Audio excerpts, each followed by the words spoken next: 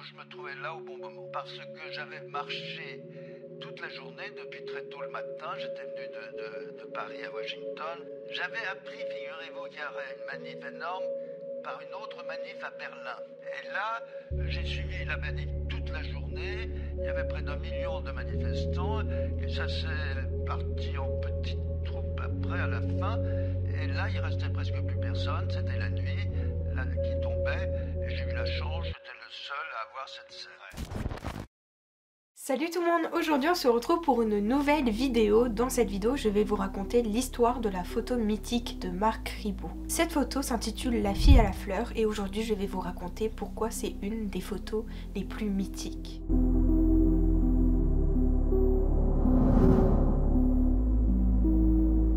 Avant de continuer la vidéo, n'hésitez pas à liker la vidéo, ça me ferait super plaisir. N'hésitez pas comme d'habitude à vous abonner à ma chaîne YouTube et également à vous abonner à mon Instagram pour découvrir les photos que je fais. Maintenant, je vous laisse avec la suite de la vidéo.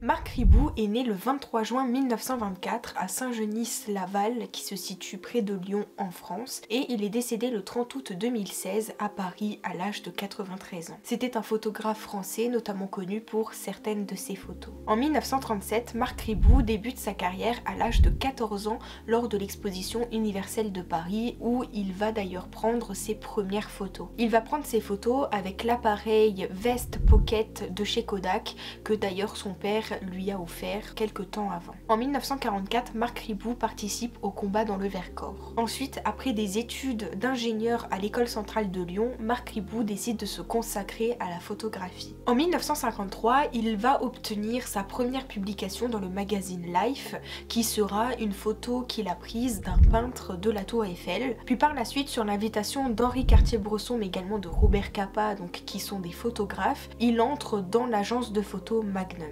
Marc Ribot va ensuite multiplier les voyages en Asie, donc de l'Inde jusqu'en Chine, passant par le Japon, qui sera d'ailleurs le sujet de son premier roman, qui sera Women of Japan. En 1960, après 3 mois passés en URSS, il couvre les indépendances en Algérie et en Afrique subsaharienne. Entre 1968 et 1969, il va effectuer plusieurs reportages dans le nord mais également dans le sud Vietnam et ça sera d'ailleurs l'un des rares photographes à pouvoir entrer dans le territoire à ce moment-là. De 1974 à 1976, Marc Ribot va devenir le président de l'agence Magnum. Ensuite, en 1979, il va quitter l'agence car il y a un esprit de compétition pour la gloire qui est en train de s'y développer et lui il n'aime pas du tout cet esprit là et donc il préféra quitter l'agence. Les photos de Marc Ribot ont été publiées dans plusieurs magazines comme par exemple celui de Life ou encore Géo National Photographique, Paris Match ou encore Stern.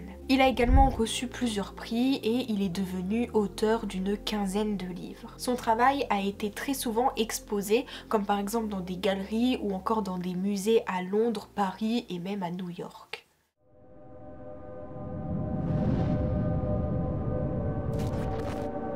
Le 21 octobre 1967, une marée humaine se forme dans la capitale des États-Unis avec pour seul message « Non à la guerre ». Depuis plusieurs années, l'Amérique envoie des jeunes citoyens combattre au Vietnam et ça, les pacifistes, donc les personnes qui ne sont pas pour la guerre, détestent ça. Pour interpeller le président Lyndon Johnson, ils sont 100 000 à se rassembler autour du bassin du Lincoln Memorial et 50 000 à marcher sur le Pentagone. Parmi toutes les personnes qui étaient présentes à ce moment-là, il y avait une adolescente âgée de 17 ans nommée Jane Rose Cashmere. Arrivés près de leur destination, les manifestants butent contre une ligne de soldats de la garde nationale et donc à ce moment-là, la jeune adolescente, donc Jane Rose Cashmere, emprunte un chrysanthème à quelqu'un et s'approche d'un des soldats.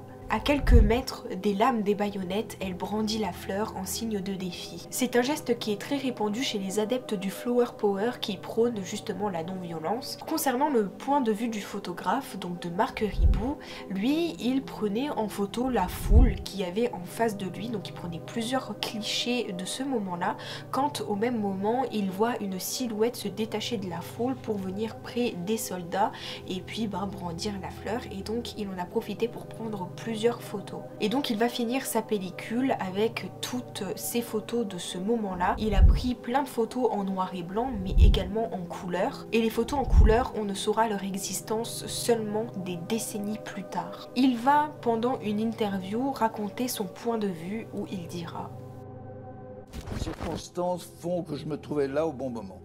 Parce que j'avais marché toute la journée, depuis très tôt le matin, j'étais venu de Paris à Washington. J'avais appris, figurez-vous, qu'il y aurait une manif énorme par une autre manif à Berlin.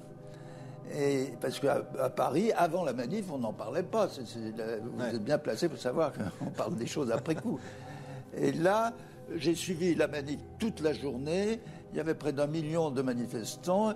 Et ça s'est parti en petites troupes après, à la fin. Et là, il restait presque plus personne. C'était la nuit qui tombait. Et j'ai eu la chance, j'étais le seul à avoir cette scène. Ouais.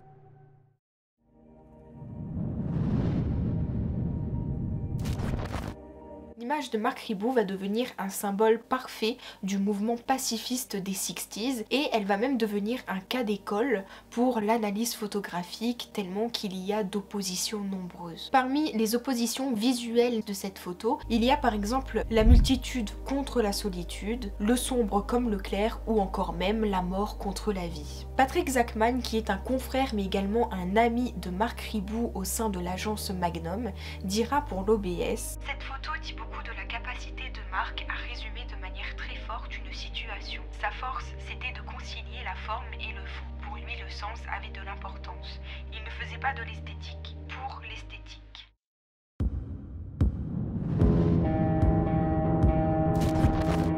De nombreuses années s'écoulent pour que Jan Rose Kashmir prenne connaissance de la photo de Marc Ribot. C'est son père par surprise qui découvre l'image de sa fille dans un magazine photo acheté en Écosse au plein milieu des années 1980. La photo de Marc Ribot, la jeune fille à la fleur, fera par la suite l'objet de beaucoup de sollicitations médiatiques. D'ailleurs, Jan Rose Kashmir a dit qu'elle aurait pleuré quand elle a découvert ce cliché lors d'une exposition. Donc c'est la première fois qu'elle voyait la photo de Marc Ribot et elle n'a pas pu retenir ses larmes car en fait ça l'avait ramenée directement à la tristesse qu'elle avait ressentie au moment de la photo. Plus tard, elle dira: je ne me rappelle pas comment j'ai entendu parler de la manifestation au Pentagone, mais je savais que c'était une chose à laquelle je devais participer. Je me devais de dénoncer cette horrible guerre.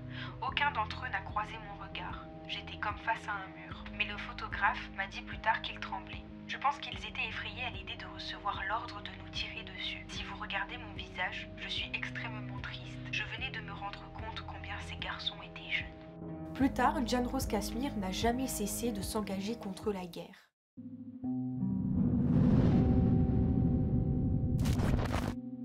En 2004, elle retrouve Marc Ribot pendant une manifestation à Londres contre l'invasion américaine de l'Irak. Les retrouvailles sont donc immortalisées par le photographe en lui-même quand il a pris le visage de Jan Rose Kashmir en train de brandir son propre portrait daté de 1967. En tant que photo iconique, l'image de Jan Rose Kashmir est régulièrement évoquée lorsqu'il s'agit des clichés à peu près du même genre, comme par exemple l'image de la militante antiraciste Tess Asplund qui est face à des néo-nazis, ou encore celle de manifestantes afro-américaines se dressant face à la police à bâton rouge. Et donc ces photographies ont donné lieu à des comparaisons avec la photo de Marc Ribot, la jeune fille à la fleur. Ça montre que la photo de Marc Ribot a encore une place importante dans la mémoire collective.